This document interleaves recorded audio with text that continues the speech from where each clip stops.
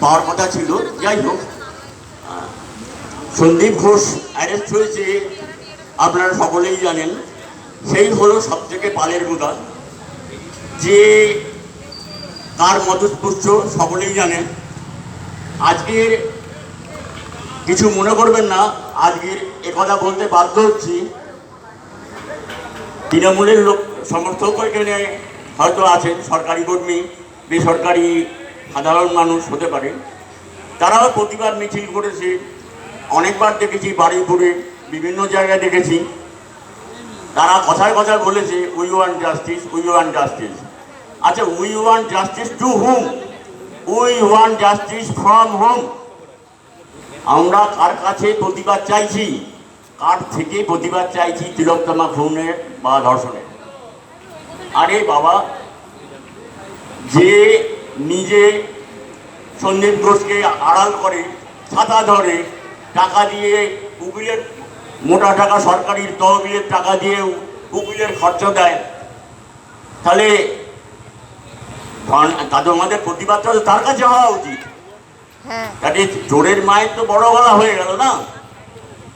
যা আমি চুরি, আমাদের নেতা চুরি করলো, আমি বলছি, আমরা সমর্থক হয়ে বলছি উই ওয়ান্ট জাস্টিস। তা কার কাছে বলছি? যাও, তার কাছে যাও। আর তার কাছে যাওয়ার জন্য যে আমাদের যে নবান্ন অভিনয় হয়েছিল, তার কাছে তো যেতে দেওয়া হয়নি।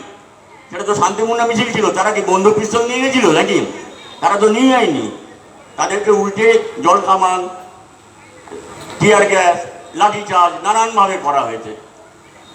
আমাদের গণতান্ত্রিক দেশে তো প্রতিবাদের অধিকার তো সকলেরই আছে, সব পার্টিরই আছে, সকলার আছে, সাধারণ মানুষের আছে, সব পার্টির আছে।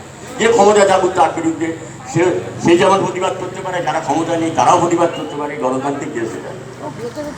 যাই হোক, আমার বলার যে আপনারা আপামর যে পার্টির সমর্থক হন, আপনারা সরকারি কর্মচারী হন, বেসরকারি কর্মচারী হন, সাধারণ নাগরিক হন, সকলে কিন্তু এক ছাতার তলায়, এক প্রতিবাদের ছাতার তলায় আসুন। আপনি কোনো পার্টির কথাই ভুলেই যান যে আমরা এই পার্টির লোক, ওই পার্টির লোক। এটা একটা সাধারণ প্রতিবাদ সবার আকার ধারণ করুক, আমরা সেটা চাইছি। সমস্ত দেশ যেমন জেগেছে, আপনারা জাগুন, রেনেসাঁস একটা হোক। আজকের পরপর অনেকগুলো ঘটনা ঘটেছে, এই ধর্ষণ বা খুনের ঘটনা। একটু আগে আর একজন বলে গেছেন আমাদের নেতা।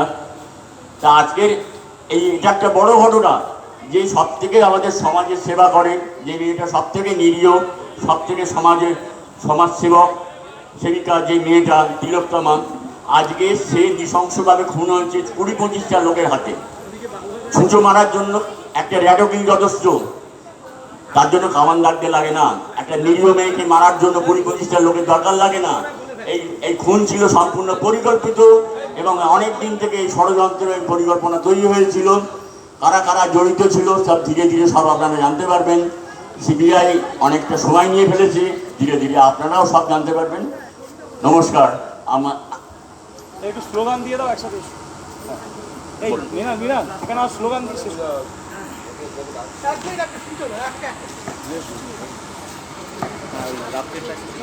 একটা সূচনা আছে। আজ রাত্রি 9টা থেকে 10টা পর্যন্ত